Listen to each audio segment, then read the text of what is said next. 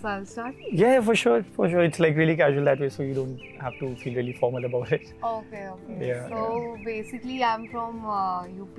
So Yeah. there's a small town near Lucknow, which is Okay. like Lakhimpur Kheri. Okay. The mindset wise and everything, like till now, there is no big, like the railway connect, good proper railway connect and all these Yeah. things. So like little backward in that sense. No, I recently I went to this Mahakumbh festival, so I passed through UP and I was this in place Kanpur. Yes. It was madness. I was like, where the hell am I? Yeah. I mean, know if how you come from UP, yeah. you know, there's like this blessing in disguise that you can literally like survive any place in the world, you know. So you've done your MBA, so you never did a corporate job after that? I did Okay. did for 5 years. Yeah, good money, more money, good promotions, everything. But I am not somebody Yeah, who I think can it's be caged. more to do with your soul. Like if your soul feels caged in a job, you're not up for it.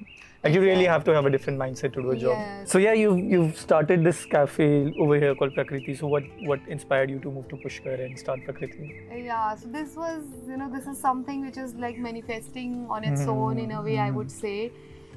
Because for me, you know, I always, because I come from a small town, so I have always, you know, understood the importance of like slow living and, you know, trying to connect with the nature. So what does the name Prakriti stand for?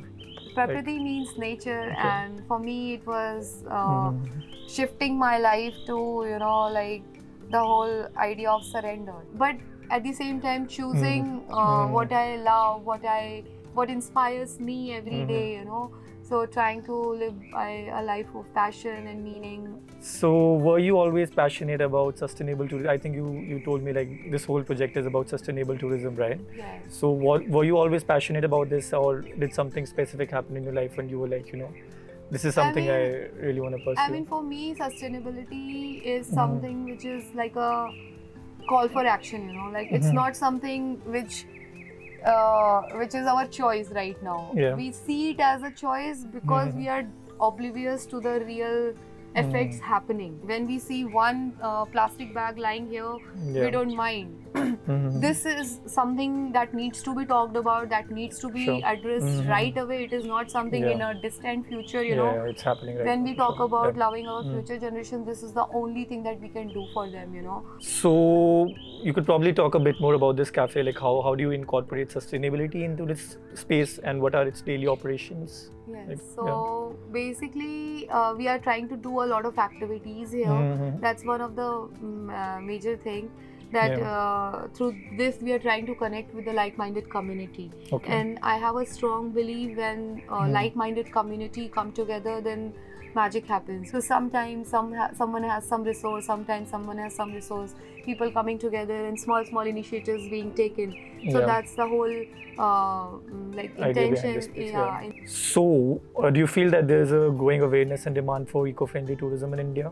I mean, definitely going by the trends, not just in India, like going by the global trends. If you see, there is a lot of awareness in the people. But is it from Indians, or do you see it more from people who are traveling from the West to India? See, somehow, you know, like last few years, if you see Indian trends, you know, they are kind of very, very blindly following Western trends. Okay. You know, West started talking about yoga, Indians also suddenly came to the consciousness, okay, oh, we are yogis, we are Indians, you know, we are the OG thing, yoga capital of the world. Exactly.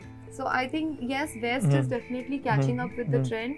And definitely I have a belief when West is too much into the trend, then Indians will also follow, you know. Also this male thing you see in India, you know, it's that like things are changing, I mean. But still, if you see like places like UP, Rajasthan, like all these states, you know, still a lot of backwardness in the mindset. And I mean, if you see, we are sitting in 2025 and if I talk about Pushkar, I'm the only woman who's running a cafe in Pushkar, you know. So do you like face resistance from local people here to as a woman running a cafe?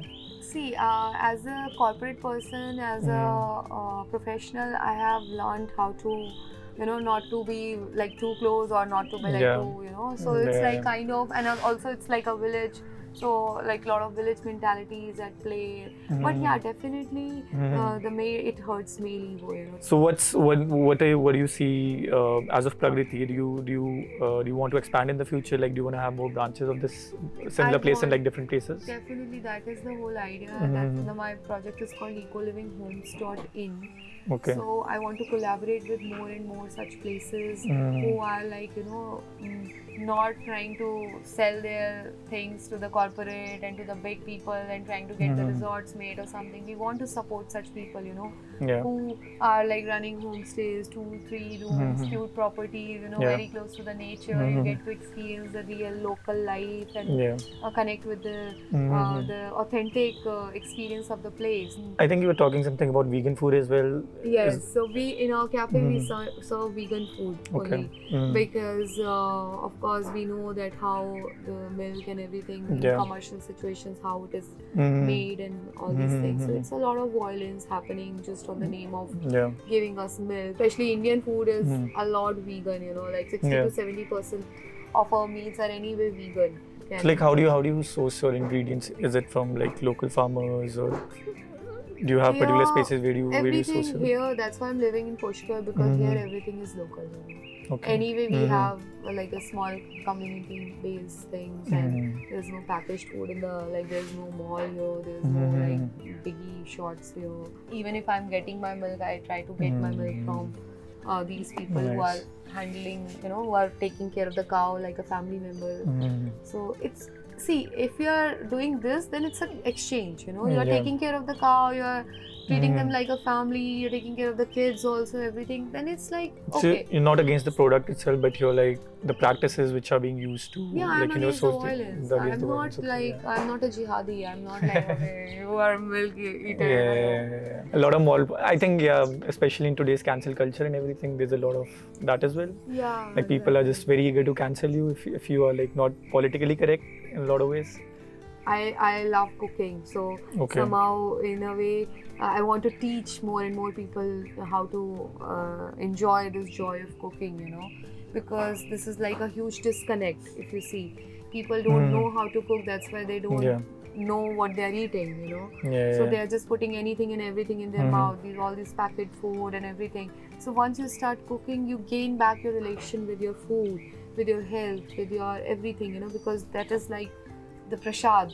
So yeah, I think just to wrap up, the last question from you would be what's your like next big dream in life? What is like the biggest dream in life, or for you or for Prakriti, or like, you know? I mean, dreams are too many, you know. It's not just one dream. Yeah. I mean, they're small, like, you know, I would love to live life, you know, like, and let magic happen. There's this one very beautiful word, you know, which I loved about Pushkar, you know. This word is called Anand. And here everyone, like if you go in the market, everyone, if you ask somebody, how are you? They're like, Anand mein. Achha, so they say like, achha. And that's why in Pushkar, every day people are just having fun. They are just celebrating life, you know. There are no goals, there are no ambitions. Like just having fun with life, you know. Amazing. That's it. It was amazing talking to you. Same. It's a pleasure. Thank you so much. Thank you.